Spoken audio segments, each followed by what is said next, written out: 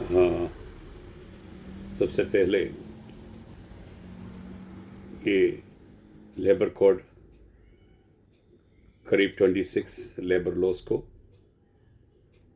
इकट्ठा करके 4 labour codes के रूप में बना गया है। Wages code, industrial relation code, working condition code and social securities code. इस तरीक़ा से 4 कोड के रूप में पूरा लेबर लॉस को, ये बहुत अच्छा है, बहुत इजी समझने को हो गया है नया कानून। लेकिन ये नया कानून वर्कर्स से ज़्यादा कॉरपोरेट्स फ्रेंडली बनाया गया है। वर्कर्स को जैसे एक सिंगल वर्कर भी काम करने वाले को एस्टेब्लिशमेंट डिक्लेयर किया है। वुमेन्स वर्कर्स को ज़्यादा सपोर्ट दिया है। वर्किंग कंडीशंस में सेफ्टी सिक्योरिटी दिया है, लेकिन डिसएडवांटेजेस उससे ज़्यादा काफ़ी दिखते हैं।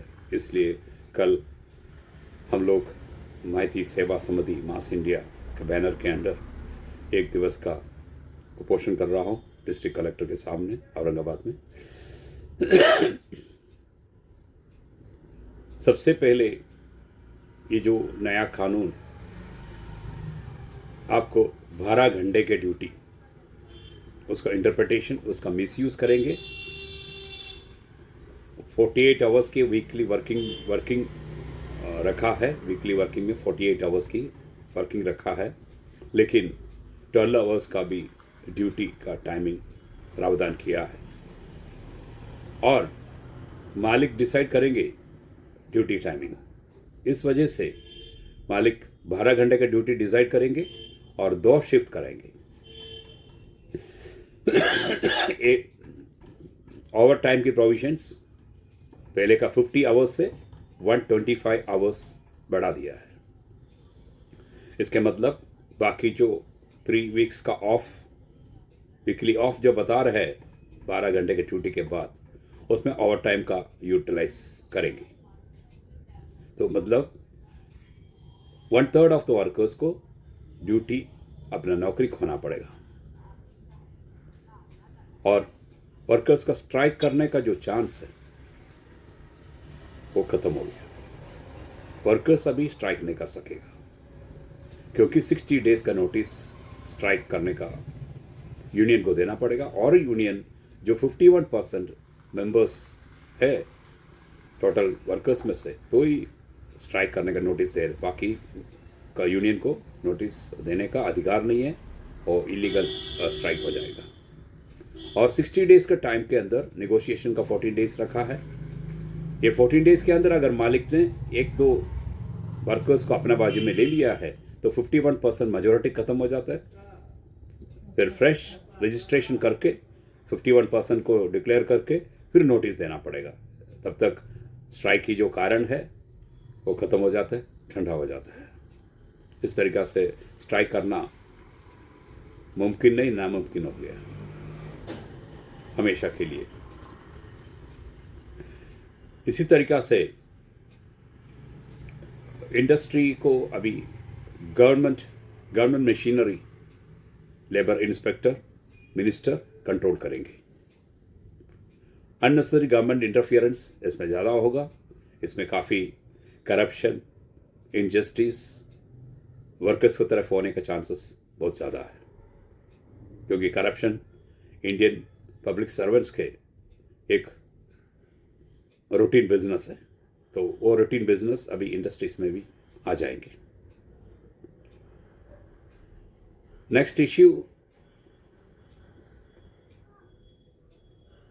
इंडस्ट्रियल कोर्ट, लेबर कोर्ट जैसा कुछ रहेगा नहीं अभी आगे, क्योंकि वर्कर्स को लेबर इंस्पेक्टर के साथ कंप्लेन करना, सामने कंप्लेन करना है अगर कुछ हुआ तो उनका साथ, और इसके बाद अपील तो मिनिस्टर के पास करेंगे। फिर रह गया कोर्ट, हाई कोर्ट। और हाई कोर्ट में कितना लोग जा सकेगा? अगर एक इंडिविजुअल वर्कर को कुछ हुआ है तो वो हाई कोर्ट जाना उसके लिए मुश्किल की बात हो जाएगा।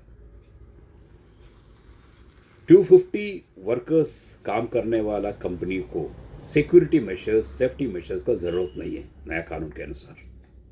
मतलब 250 का नीचे वर्कर्स काम करने वाला, मतलब वर्कफोर्स काम करने वाला जो कंपनियों में सेफ्टी मेजर्स और सिक्योरिटी मेजर्स का ज़रूरत नहीं है। ये एक बड़ा डिसएडवांटेजेस है नया कानून के अनुसार। और पहले टाइम पे, इससे पहले के जो कानून के अनुसार जहाँ 100+ वर्कर्स होगा वहाँ पे स्टैंडिंग ऑर्डर्स को फॉलो करना पड़ता है सरकार फैक्ट्रियों को, और हर एक स्ट्राइक, लेआउट, रिट्रेंचमेंट अगर कुछ भी करना है तो परमिशन, सरकार से परमिशन लेना ज़रूरी था। अभी नया कानून के अनुसार ये कानून 300 वर्कर्स के ऊपर काम करने वाले फैक्ट्री को लागू होगा। इसका मतलब 300 तक काम करने वाला जो फैक्ट्री में अगर उसको रिट्रेंचमेंट किया, इलीगल रिट्रेंचमेंट किया, इनके ऊपर कुछ और कुछ ले ऑफ किया, कुछ भी उनका खिलाफ किया, तो उनको सरकार का सपोर्ट नहीं मिलेगा और सरकार के परमिशन का ज़रूरत नहीं है अप टू 300 वर्कर्स। इस तरीक़ा से ये नया कानून हमें वर्कर्स क्लास को भूल के 10 to 15 crore 15% of population that is corporates को साथ देने के लिए 50 करोड़ वर्कर्स ट्रंक्स को भूल गया।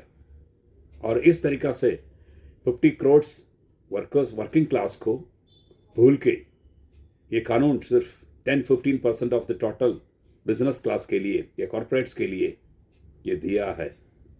ये गलत है, अन्याय है।